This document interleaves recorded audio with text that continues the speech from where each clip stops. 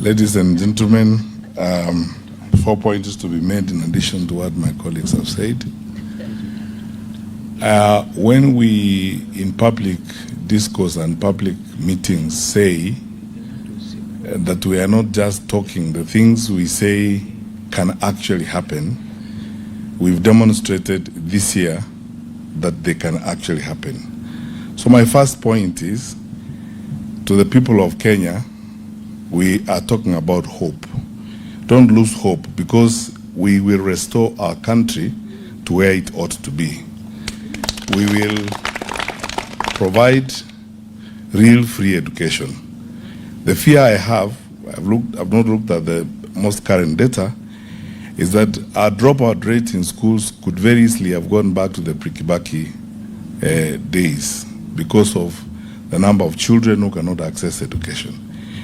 The figures we have quoted here and the savings we are making in the education sector are intended to remove all the barriers to access to education. Because for a country of our size that has got the aspirations that we have, we cannot afford to have barriers to access to education, whether they're in levies, in fees, and all that kind of thing.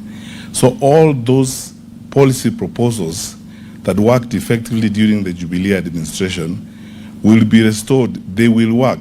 Eduafia will work, as we have demonstrated to you, so that parents don't have to be called and hassled when their children are sick in school. We will remove some of these irrelevant and unnecessary levies and restore capitation to schools so that school heads are able to manage schools without stress and without undue pressure. What I would like to say, I said over the weekend, and I reiterate it again, that on this one issue of education, it's necessary, and we are asking the president and his government. You know, time lost, a year is too long in the education sector. We can have an all-parties conversation, and we have demonstrated what can be done to save the crisis in the education sector right now. They could start with this year's budget, this year's finance bill, and save the situation in the education sector. I have noted that the only change the president has been able to do is to appoint Mr. John Ololtua as the new PS, as the Minister of Education. John is a good guy. He was my regional director of education when I was minister, but that is not enough. They need to have a different mindset in the way in which they are looking at the education sector, so that we can save our children and our parents, and most importantly, our teachers from pain. Point number 2, discipline is destiny. There is no way we are going to manage ourselves as a country outside of effective discipline. The level of wastage in government is unbearable. You have noticed clearly from the proposals we have made that we can live within our means, we can reduce some of the allocations and some of the luxuries we're engaged in. For a government our size, for a country with our aspirations, faced with the challenges that we face, some of the things we do are actually very unrealistic and almost totally irresponsible.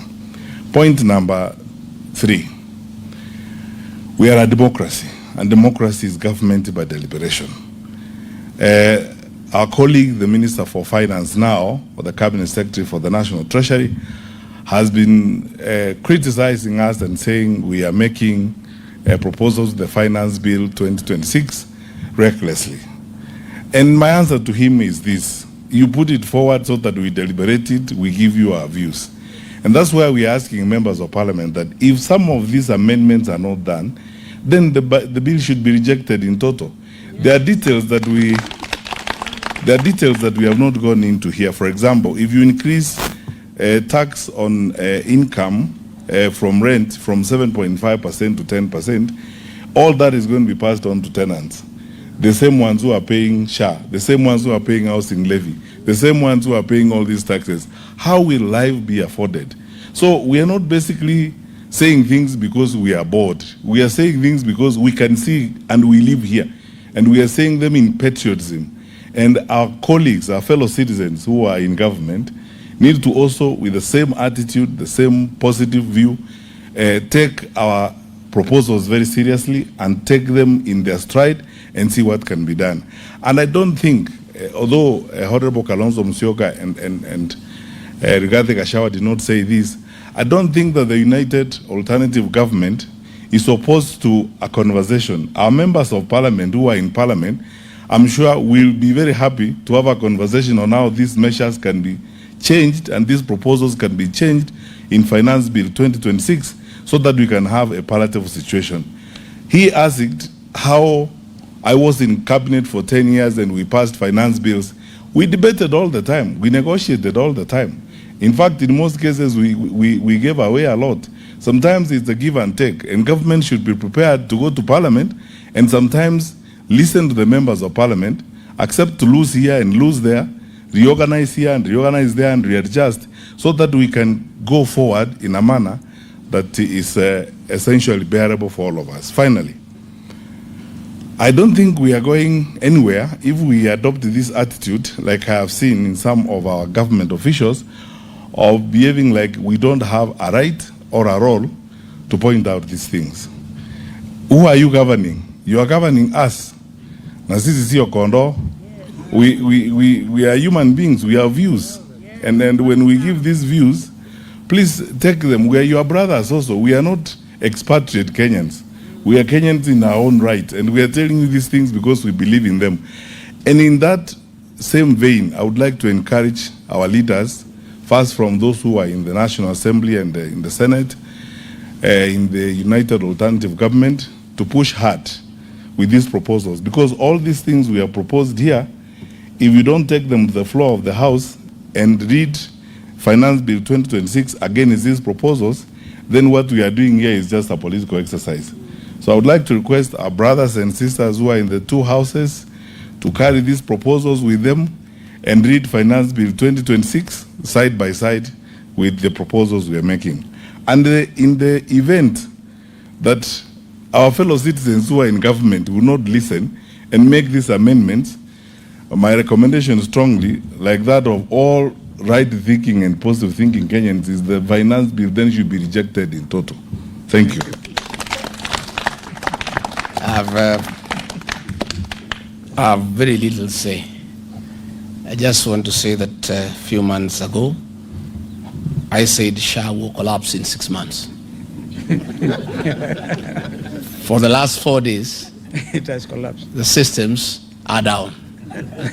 That is a sign of collapse. When Rigiji tells you that your wife is expected,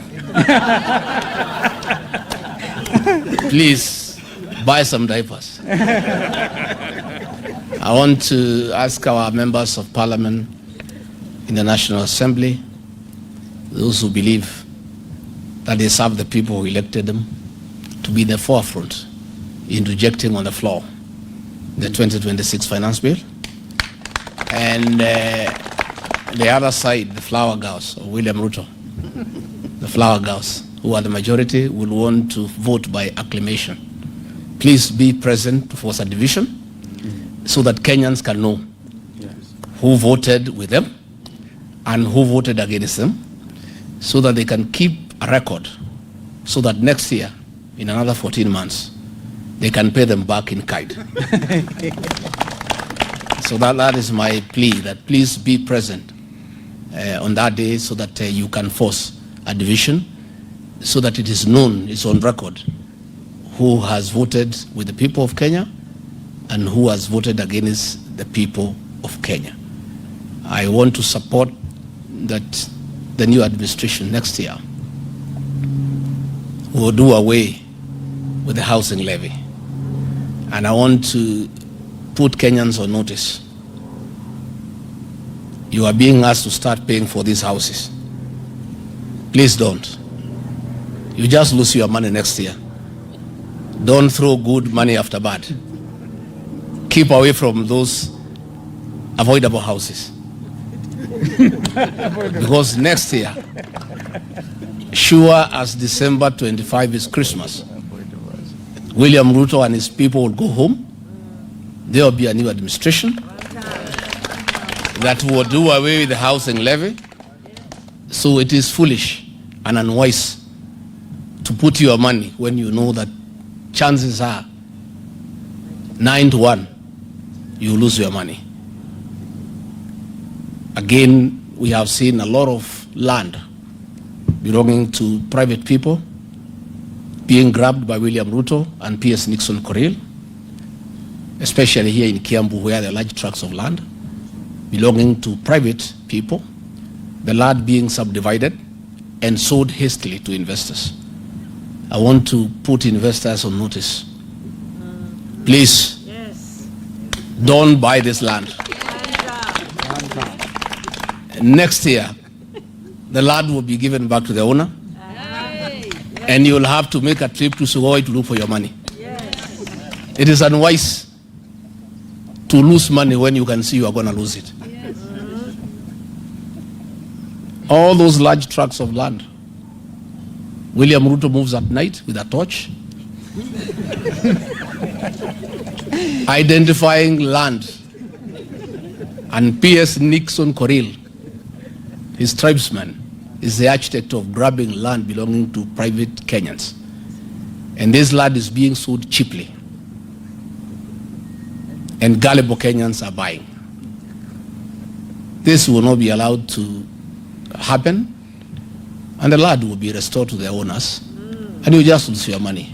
So please, unless you have money to waste, we're asking Kenyans to be careful. And again, all those people who are being sold public assets, please don't buy. You will lose your money next year. Because it will not happen. All these public assets will be restored to the Kenyan people. And since we are putting you on notice, you will not be able to plead ignorance and to say that you bought because you did not know. Don't buy public assets between now and the next general election. You just lose your money. George Wainaina, members of parliament, the leadership from both houses, parliament, the National Assembly and the Senate, wazalendo wenzangu, hamjambo. Naona kama mmekasirika sana. Lakini bado tunaumwa kwa sababu tunayatafakari yaliyotendeka wiki hii haswa kwa upande wa mahakama. And before I proceed to read this statement of my colleagues who add one or two things, we have a duty to declare our solidarity as ever with each one of us. And we know the matter of that ruling by the three judges in the matter of the petition by our brother, Deputy President Rigathi Gachagua, and there's many other, I think 50-something petitioners. That matter continues to weigh heavily on the conscience of Kenyans, and I can tell you, I've pronounced myself before on this matter, and I reiterate that ruling, because it touches on Article 25 of the Constitution. And that Article 25 clearly states that the matter of fair hearing, entitlement of every Kenyan to fair hearing, is a non-derogable right. And the moment you make a finding that that is the case, then the Constitution is absolute and it's clear. So much as we feel with our brother Rigiji, the weight of arriving at the wrong conclusion, we also now know, I can tell you, from this podium, that finding itself amounted to lifting of the impeachment. It is very clear to me, and therefore anybody arguing that Rigathi Gachagua cannot run for elective office is clearly misleading themselves. And so, therefore, we want to encourage our brother and all of us in that regard. We have apologies before we read this. So I'm reading this on behalf of the United Alternative Government. We have apologies from our brother Honorable the DAPK leader, Mheshimiwa Eugene Wamalwa, and our sister mother, Wangari Karua, who is out in Uganda. Otherwise we are all together in this very important matter. So if you allow me, some of it, my colleagues, be giving maybe a personal matter, my own experience in this, but we will, at the end of this presentation, each one of us will say one or two things. The subject is on the financial year 2026-2027 budget and the Finance Bill 2026, and this is the people's budget. We have been accused before, and we want to tell Kenyans we are up to it. We are up to it. We are not just going to criticize this time, we are going to give an alternative budget. So thank you for joining us this afternoon. And before I speak about figures and fiscal deficits, I want to speak about a woman I met in Mathare recently. She sells second-hand clothes and pays her SHA deductions every month. She also sends her children to a public school that the Constitution says is free. Last week, the school sent a letter to her. Quote, please pay 3,500 shillings for infrastructure development levy before your child sits end-term exams. End of quote. She does not have it.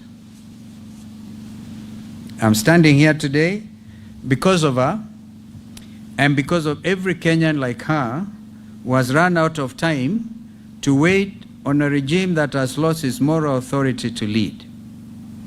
Fellow Kenyans, on my part, my colleagues will also say theirs, I've been in public service for over 4 decades.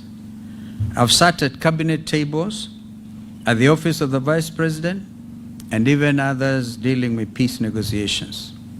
I've seen Kenya at its best, and I've seen what bad governance does to a people who deserve so much better than they have been given. Nothing, though, in all these years of public life, has prepared me for the cruelty of this budget. Because that is what it is. Not just incompetence and miscalculation, but cruelty. The cruelty of a regime that knows exactly what it is doing to its people, has the treasury documents to prove it knows, and has chosen to proceed anyway.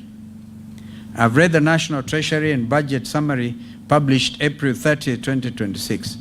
I've studied the budget policy statement, and I too have read the Finance Bill 2026, and I'm here today standing before our nation to tell you what those documents say in a nutshell and what they mean for the Kenyan family that is simply trying to survive.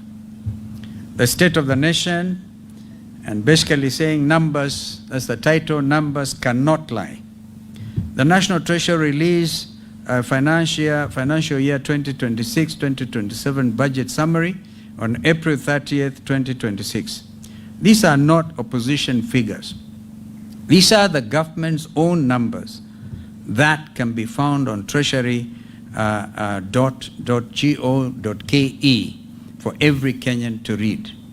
Let me walk you through what they say. This is the largest spending plan in the history of the Republic of Kenya. Gross expenditure at 4.82 trillion shillings. Yet total revenue, including taxes and all other inflows, stands at only 3.63 trillion shillings.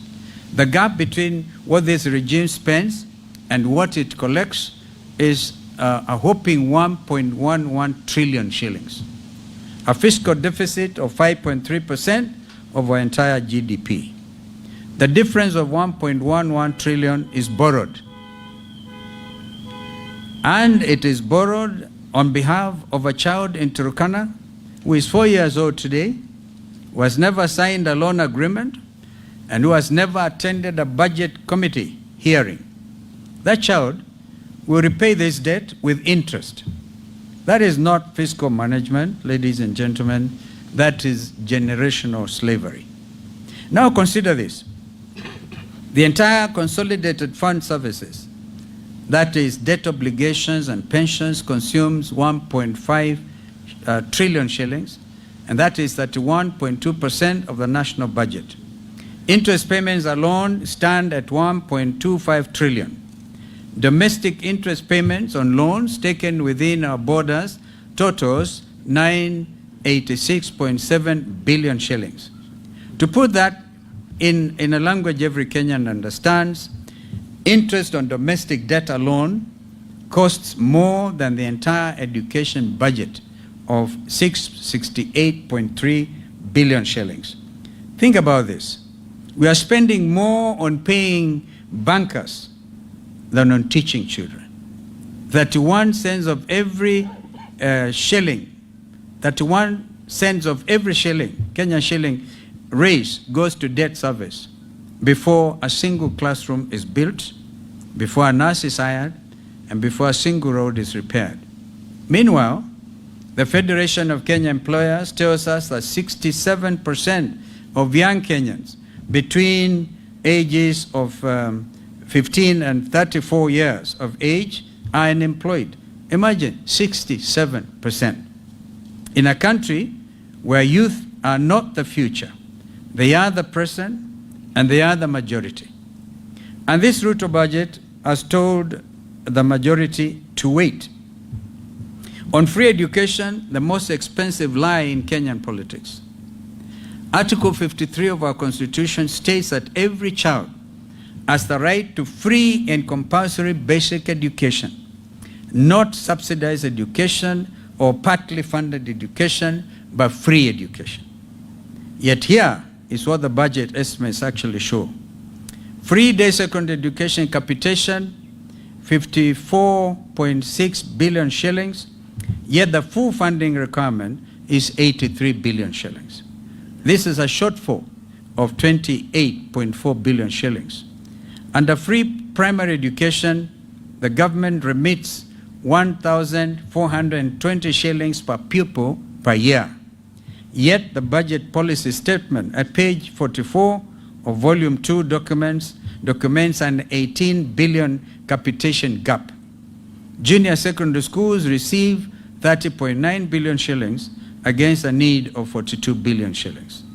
A Form 1, or whatever they call it today, CTR 10, Form 1, grade 10, a student arriving at a public day school, supposedly free, finds no desk and no textbooks. And all children go without desks because of the Kenya School Equipment Scheme, the program that once put desks, laboratory equipment, and books directly into public schools has been defunded and forgotten. The budget estimates show an estimated 112 billion shillings allocated for administrative overheads at the Ministry of Education headquarters. 112 billion shillings for the bureaucracy that runs education sector. 65 billion for the children being educated. That is not a budget. That is an insult. Thirdly, school safety and student mental health, a crisis this budget ignores. On Saturday, June 6th, I stood before the Kenyans and spoke about something that had nothing to do with websites or campaign platforms. I spoke about 16 of our daughters who will never come home again because of the fire at Tutumishi Girls Academy in Gilgil. Since May, Kenya has watched with growing dread as school after school has experienced unrest, destruction, and fire. Lenana School, State House Girls, Alliance High School, Loreto Limuru, these are not isolated incidents. They are patterned, and this government with a budget of 4.82 trillion shillings has responded with investigations that go nowhere. And today we have seen they've even recommended suspending the midterm or bringing the midterm break a little earlier. What are our children telling us? They are telling us that dormitory buildings are fire traps that were never built to cold and have never been inspected to standard. They are telling us that the food is inadequate and sometimes unsafe. They are telling us that when they raise concerns about conditions, about pressure, about feeling overwhelmed, no one listens. They are telling us that the mental health burden on a Kenyan teenager today is heavier than any generation before them has carried, and that the system built around them has no mechanism to hear them, let alone help them. This is not a new crisis. It is a neglected one. A government that allows it to fester while protecting a 112 billion shillings Minister of Education administrative overhead has made a choice. It has chosen the bureaucracy of our children for the last 4 years. Now look at what this budget allocates to address it. School mental health programming, effectively zero. There is no dedicated national school mental health line in the budget estimates. The Edu Afya, Kumboka, our brother Matiang'I will speak to that. Our Edu Afya school health screening program, which was often the only medical review a public school child ever received, was abolished by this Ruto regime. The Kenya School Equipment Scheme, which would put safe and adequate furniture into schools, remains defunded, as we said before. Boarding school safety infrastructure is not a named priority anywhere in these estimates. Yet, we are spending 9.2 billion Kenya shillings on energy, petroleum, and regulatory authority, EPRA, the fuel levy regulator, and zero on the mental health of 2 million boarding school kids. That is not a budget. That is an abdication. Your united government in waiting makes 4 commitments, and they come with budget lines attached. First, a mandatory national safety and audit of every boarding school dormitory in Kenya with enforceable deadlines and criminal liability for non-compliance. We fund this from the 20% cut to Minister of Education administrative overhead, that is 22.4 billion shillings, redirected from the bureaucracy to the children it is supposed to serve. Second, a fully funded national school mental health program that will be a dedicated budget line, not a footnote in a health of ministry circular. We reinstate Edu Afya funded at 5 billion shillings, restored from the savings on the cancelled Social Health Authority SHA technology contract. I will be talking about that. I think our brother Reggie will address that one, the 104 billion shillings. Amazing, strange contract. Third, a comprehensive review of boarding school standards, accommodation, nutrition, safety, and student grievance mechanisms that guarantee every child is heard and treated with dignity. I must say, when I was Minister for Education, people remember the late Griffin, the director of Starehe Boys Center. Griffin had an amazing philosophy.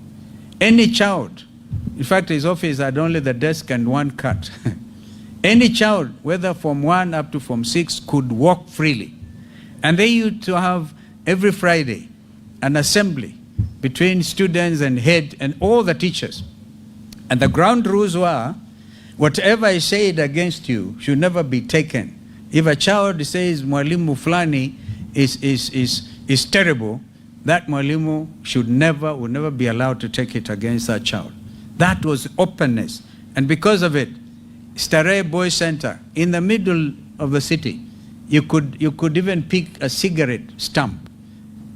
You couldn't pick it anywhere, and they were able to freely walk. Some of them, I see nodding, like Senator Manzo, who is an old student of Starehe Boys.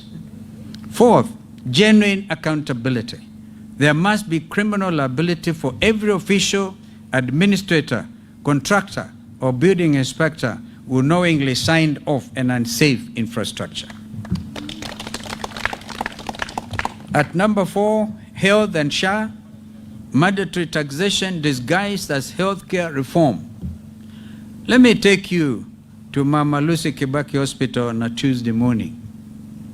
A 34-year-old woman who pays her SHA deductions every month faithfully, without fail, presents her card at the gate, but the system is down and she's turned away. Does that sound familiar? There's an outage for the last 4 days. This is not hypothetical. This is the lived experience of millions of Kenyans who were told that SHA would replace the National Hospital Insurance Fund, NHIF, and deliver better, broader, and more affordable health care. The budget policy statement, the government's own document on page 29, records an 11 billion shilling gap in the SHA transition. They know it is broken, and they documented that it is broken. They also have published the evidence of the brokenness. And then they brought this budget before the nation and asked Kenyans to accept it. Total health allocation at 170.7 billion shillings, a system serving 54 million people.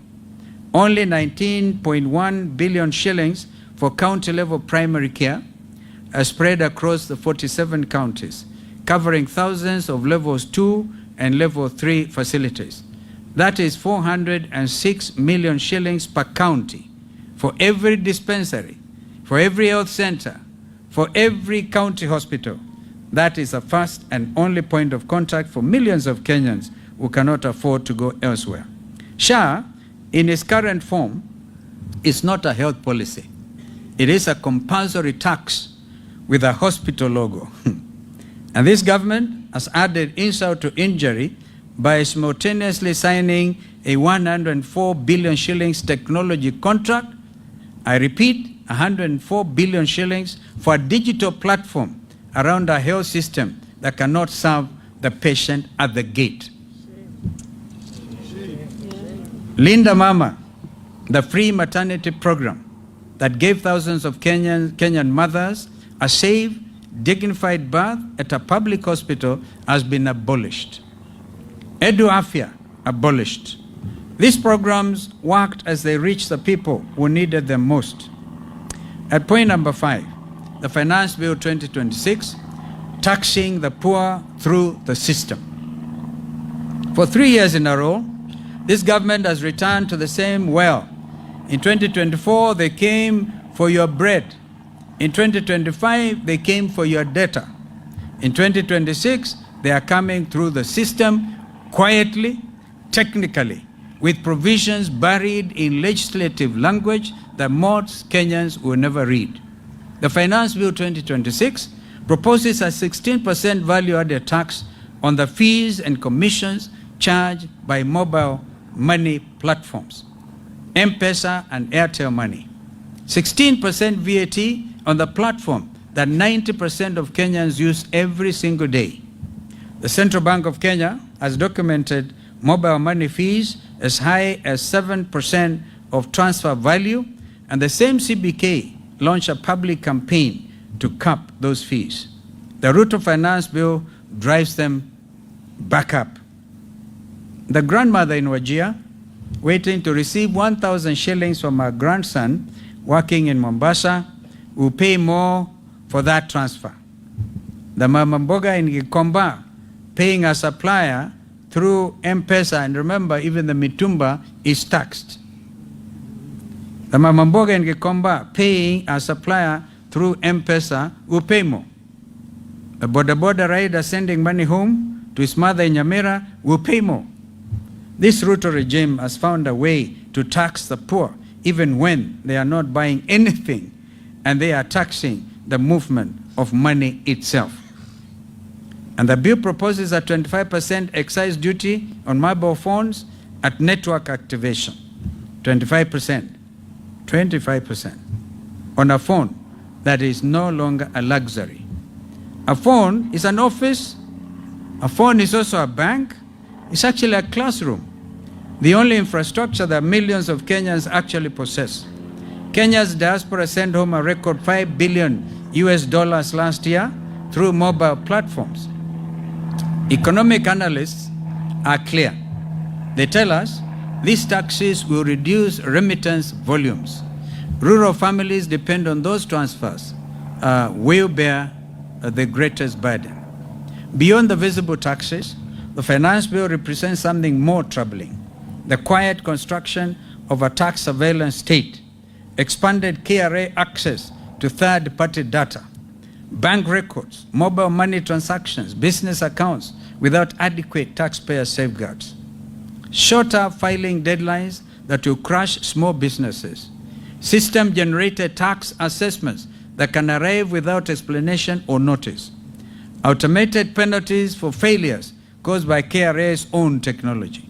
We are building a government that can see everything you earn and everything you spend, with the power to act on that information faster than you can appeal. A Kenyan earning 30,000 shillings a month still pays income tax. This regime taxes poverty, and now it wants to tax the digital tools through which the poor literally survive. At number 6, strategic assets. Who is selling Kenya? When this government faces a fiscal crisis, and it faces one right now, it looks at what Kenya owns and asks, what can we sell? We are talking about Kenya Post Authority, through which over 90% of Kenya's imports and exports move. We are talking about Safaricom, the company that built M-Pesa, whose government stake generates dividends that belong to every Kenyan taxpayer. In fact, because I'm in court over this matter, I cannot speak much, the Treasury is getting a dividend of 16 billion half term. Therefore, in a year, 16 billion shillings.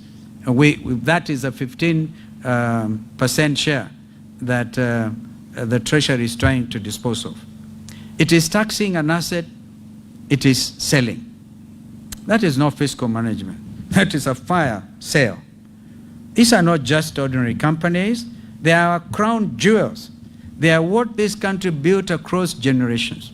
And the United Alternative Government will not allow any government to sell them quietly, without consent, without debate, without a 2/3 majority in both houses of parliament.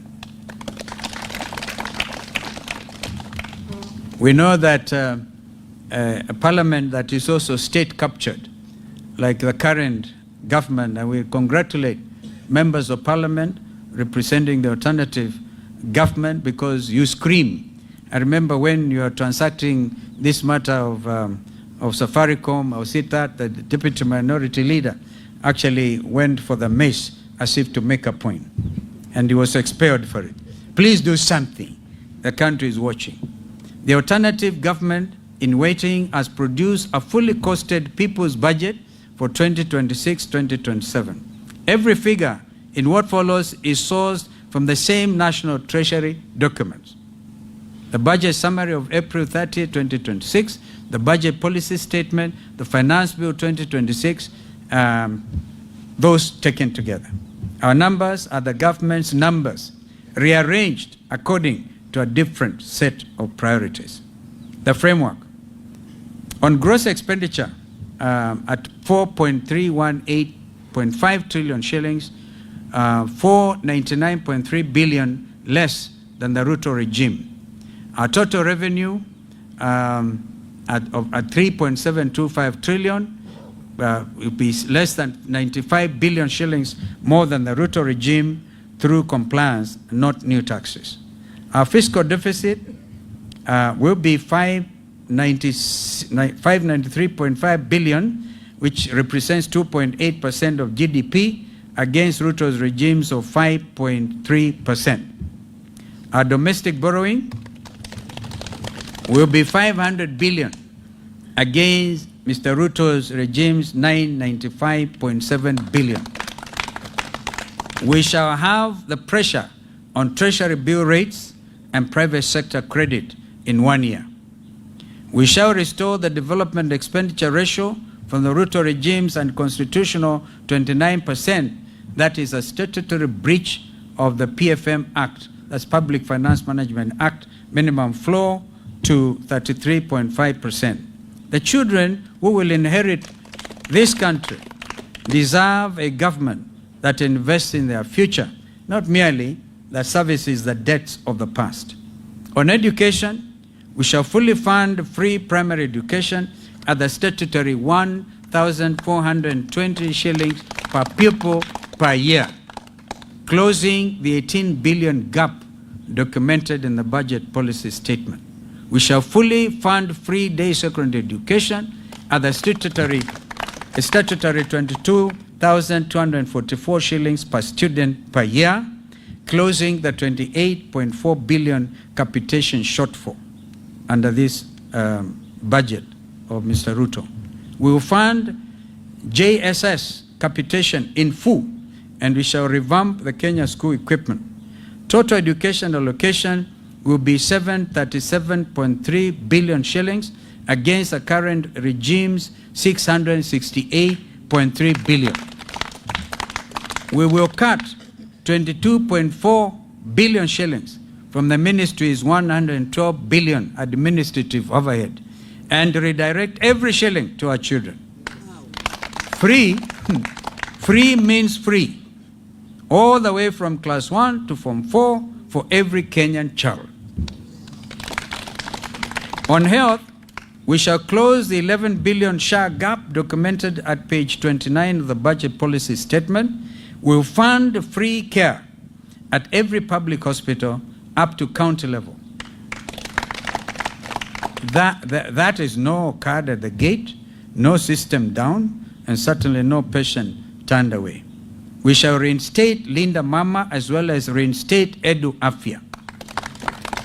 And make no mistake, we shall cancel the 104 billion SHA technology contract and redirect every shilling to frontline care, stocking dispensaries, paying nurses, buying medicines. We will also increase KEMSA from KEMSA's allocation from 18.8 billion shillings to 30 billion, so that no Kenyan patient is told to go buy their own drugs, as that is the practice. Total health allocation, 242.3 billion shillings against Ruto's 170.7 billion. On jobs, we commit to a national youth employment compact. That is 80 billion over 2 years, 80 billion shillings. A single fund with one accounting officer and one measurable outcome, that is verified jobs created. 200,000 placements in public works infrastructure maintenance, a skills to export pipeline linking technical colleges with verified export sector employers. Zero-rated startup capital for youth-led MSCs employing more than 5 people. Not grants, but contracts, deliverables, and results. 67% of our young people are not idle because they lack ambition. They are idle because the system was never designed for them. We will redesign it.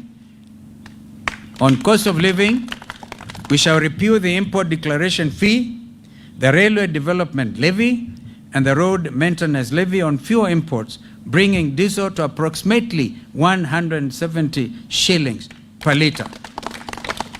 We will also abolish the housing levy. Of course, that abolishment will take into account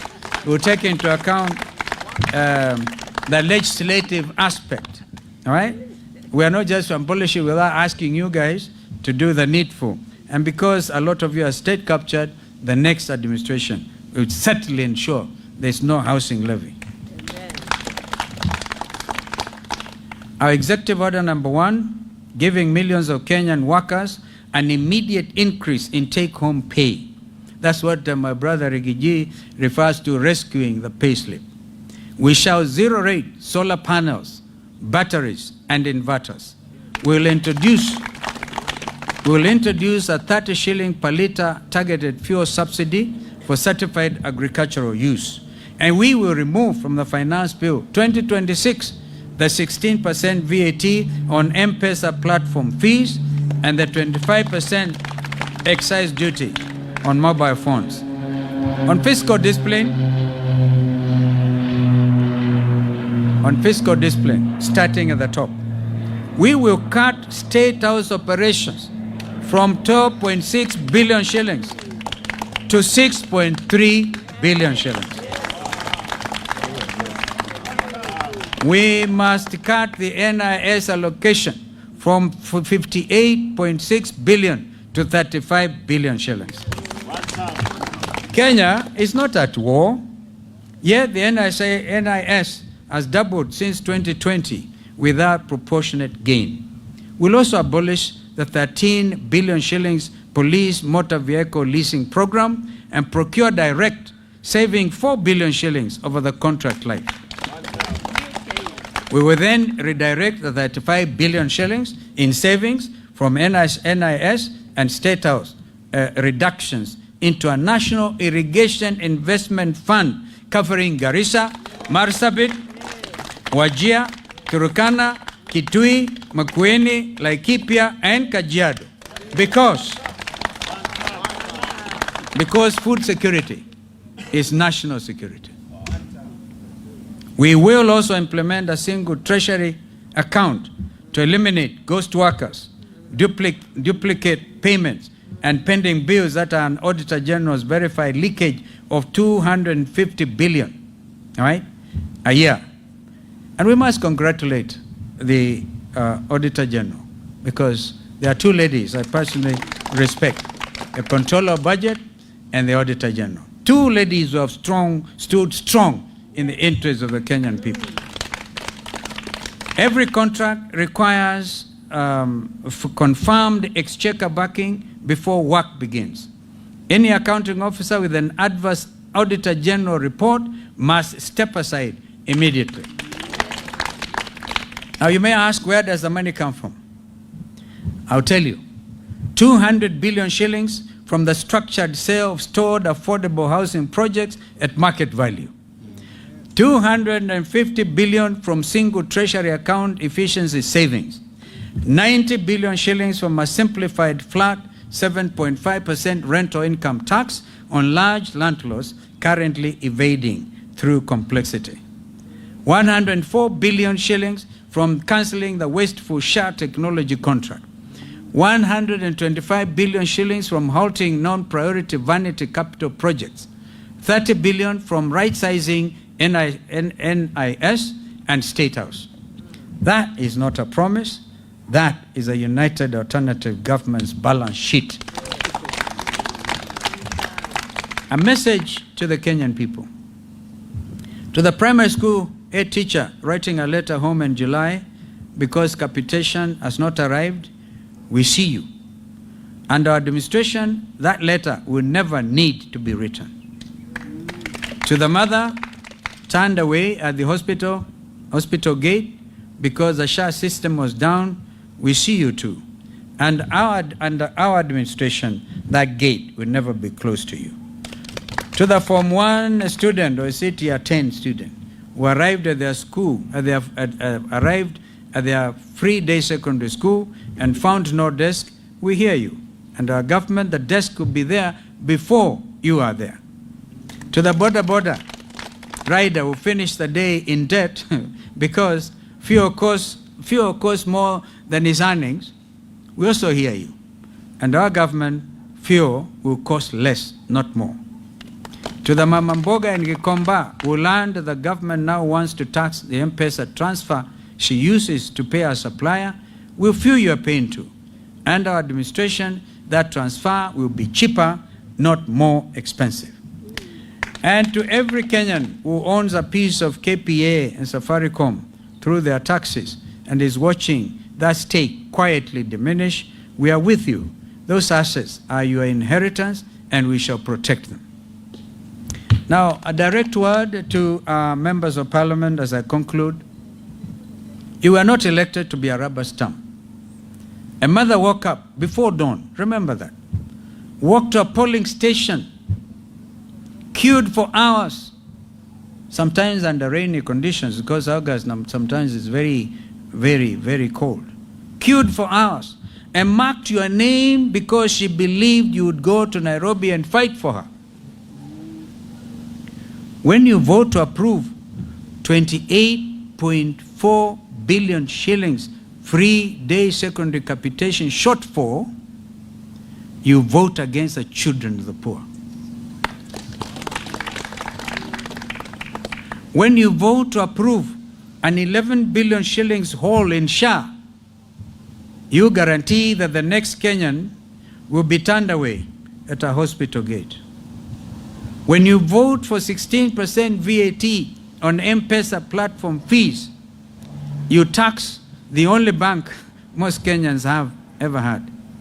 And when you approve a fiscal deficit of 1.11 trillion shillings, a statutory breach of the PFM Act, you are not building this country. You, honorable members, are mortgaging it. And I know none of you sitting before us today. Make no mistake, history will record your vote, and in 425 days, just like the current regime, the people will have made a record of the choice you made and make it plain at the ballot paper box on August the 10th next year. Conclusion. As we combat our country, we have had victims of police brutality in our midst before we all got together here. We all remember Rex Masai was the first one to fall when we were shot at the leg. And June the 25th is around the corner. I have confirmed from Honorable Makali Mulu, and I share that with Bernard Kavuli and his colleagues, including their advocates, that some 2 billion shillings is already in the budget, but under office of the president. Would have preferred if that money went directly to the Kenya Human Rights Commission. And then, even then, it's not even sufficient. We Kenyans expect it's not enough. Like, I really congratulate my brother Rigiji for saying he is not in need of 50 million shillings for a breach caused on his own rights under the law, under the Constitution.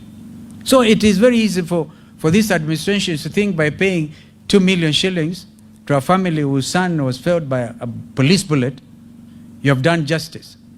Kenyans deserve and they demand justice. The perpetrators of those heinous crimes, even as we speak, this police continues to perpetuate those abrogations of our Constitution. Did we not hear yesterday in Laikipia, and people like Laikipia, we hear you, my colleagues will speak to you about that we're importing Ebola, and then we kill.